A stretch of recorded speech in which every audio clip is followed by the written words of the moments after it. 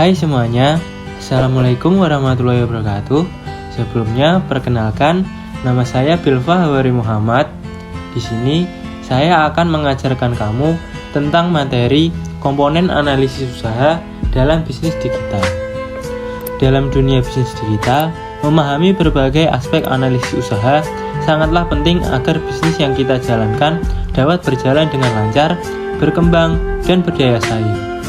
Analisis usaha merupakan proses mendalam yang melibatkan serangkaian kajian terhadap berbagai komponen bisnis untuk mengetahui peluang, tantangan, dan strategi yang tepat.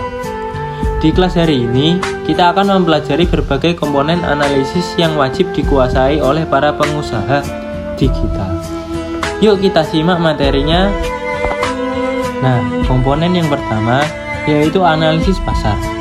Analisis pasar adalah studi yang memfokuskan pada pemahaman mendalam tentang kondisi pasar, termasuk siapa target pelanggan, bagaimana perilaku mereka, berapa besar ukuran pasar, serta tren permintaan produk atau jasa digital. Dalam bisnis digital, analisis pasar membantu kita untuk menentukan segmen pelanggan yang tepat dan bagaimana cara terbaik untuk menjangkaunya melalui platform digital seperti media sosial atau marketplace. Contohnya, apabila kita membuka toko online pakaian, analisis pasar dapat membantu kita untuk mengetahui model pakaian seperti apa yang sedang diminati remaja di kota kita. Yang kedua, analisis produk atau layanan. Ini merupakan proses evaluasi yang mendalam mengenai produk atau jasa yang kita tawarkan.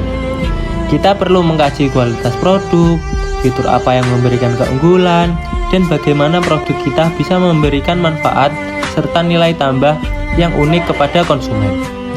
Dalam bisnis digital, fitur seperti kemudahan akses, user experience, aplikasi, atau desain website sangat menentukan. Misalnya, aplikasi online yang rutin memperbarui materi dan memperbaiki fitur interaktifnya agar lebih menarik bagi pelajar. Berikutnya, analisis kompetitor. Dalam bisnis digital, kita tidak bisa berjalan sendiri tanpa memandang pesaing. Analisis kompetitor berarti mempelajari kekuatan dan kelemahan bisnis yang sejenis, strategi promosi mereka, harga yang diterapkan, hingga respon pasar terhadap produk mereka. Informasi ini sangat berguna untuk menentukan strategi kita supaya bisa menonjol dan menawarkan sesuatu yang berbeda. Misalnya, startup pengiriman barang yang menawarkan layanan lebih cepat dibanding pesaing. Nah, kita masuk komponen yang keempat, yaitu analisis finansial. Setiap bisnis harus mengelola keuangannya dengan cermat. Analisis finansial mencakup perhitungan modal yang diperlukan, estimasi biaya operasional seperti pengembangan website, pemasaran digital, dan juga prediksi omset serta keuntungan. Kunci sukses usaha digital adalah mampu mengatur arus keuangan kas agar bisnis tetap sehat dan berkelanjutan. Contohnya, toko online yang memutuskan strategi budget iklan sesuai dengan pemasukannya. Nah, yang kelima nih, yaitu analisis teknologi. Bisnis digital sangat bergantung pada teknologi. Oleh karena itu, analisis teknologi menjadi sangat penting untuk memilih dan menggunakan perangkat lunak, platform digital, dan infrastruktur yang tepat, termasuk sistem pembayaran online, keamanan data, dan layanan cloud. Contohnya, sebuah pemilik startup memilih platform e-commerce yang mendukung transaksi otomatis dan mudah diakses melalui smartphone agar pelanggan lebih mudah untuk membeli produk. Berikutnya, analisis resiko. Tidak ada bisnis tanpa resiko, betul tidak? Analisis resiko berarti mengidentifikasi hal-hal yang berpotensi menyebabkan masalah, seperti gangguan sistem, kesalahan pengiriman, persaingan harga yang tajam, atau perubahan regulasi. Melalui analisis ini, kita dapat menyiapkan strategi mitigasi seperti backup data rutin atau asuransi bisnis digital. Komponen yang ketujuh, analisis model bisnis. Model bisnis adalah cara bagaimana bisnis menghasilkan nilai dan pendapatan secara berkelanjutan. Di bisnis digital, model berupa penjualan langsung, langganan, atau iklan online. Analisis model bisnis membantu kita merancang struktur usaha yang paling sesuai dan menguntungkan. Misalnya, layanan streaming musik yang menggunakan model berlangganan agar pendapatan tetap stabil. Komponen yang ke-8, analisis sumber daya dan kapasitas.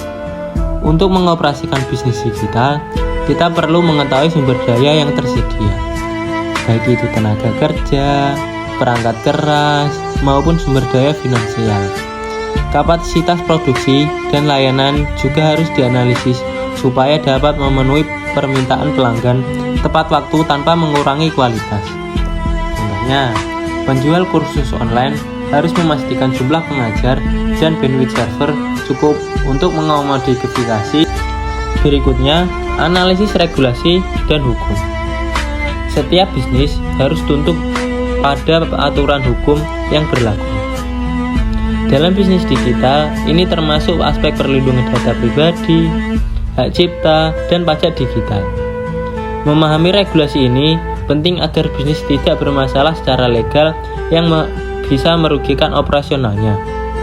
Misalnya, platform e-commerce harus menaati aturan perlindungan konsumen online supaya mendapat kepercayaan publik. Yang ke-10, analisis lingkungan. Analisis lingkungan mencakup faktor eksternal yang mempengaruhi bisnis digital, seperti kondisi ekonomi, sosial, hingga budaya masyarakat yang menjadi target pasar.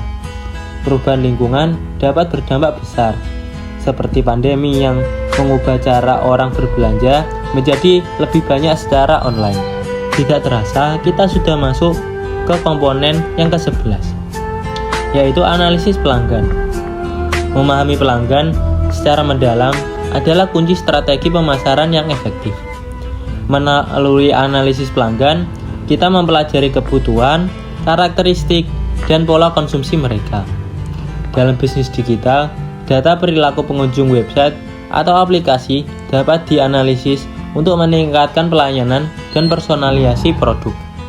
Berikutnya, analisis dampak lingkungan dan sosial. Bisnis saat ini tidak hanya dinilai untung, rugi finansial, tapi juga dampak sosial dan lingkungan yang ditimbulkannya. Dalam bisnis digital, hal ini bisa berarti bagaimana usaha kita mendukung keberlanjutan, mengurangi limbah digital, atau meningkatkan kesejahteraan masyarakat melalui inovasi. Komponen yang terakhir yaitu analisis inovasi dan tren. Bisnis digital sangat dinamis, selalu muncul teknologi dan tren baru. Melakukan analisis tren dan inovasi membantu kita tetap relevan dan mengikuti perkembangan pasar. Contohnya, mengikuti tren pembayaran digital terbaru atau teknologi AI untuk meningkatkan pengalaman pelanggan. Nah, itu dia 13 komponen analisis usaha dalam bisnis digital. Kesimpulan pada pembelajaran hari ini adalah semua komponen analisis usaha ini saling melekat dan diperlukan untuk membangun bisnis digital yang sukses dan berkelanjutan. Dengan pemahaman dan penerapan analisis yang tepat, bisnis digital dapat menyesuaikan strategi, menghadapi risiko, dan memanfaatkan peluang dengan lebih efektif di pasar yang sangat kompetitif dan terus berubah seperti sekarang ini. Materi ini nanti akan membantu kalian memahami bahwa menjalankan bisnis digital bukan hanya soal menjual produk atau jasa secara online, tapi juga tentang bagaimana kita menganalisis dan merencanakan secara menyeluruh agar bisnis kita bisa bertumbuh dan bertahan. Nah, harapannya jika kalian memiliki usaha, kalian bisa menerapkan 13 komponen tersebut. Dengan menerapkan 13 komponen analisis usaha dalam bisnis digital, bisnis kalian akan terus sukses dan terhindar dari resiko yang tidak diinginkan. Nah, cukup sekian pembelajaran pada hari ini. Jika kalian masih kebingungan, kalian bisa menanyakan langsung kepada saya. Semoga pembelajaran hari ini bermanfaat kepada kalian. Akhir kata, Assalamualaikum warahmatullahi wabarakatuh.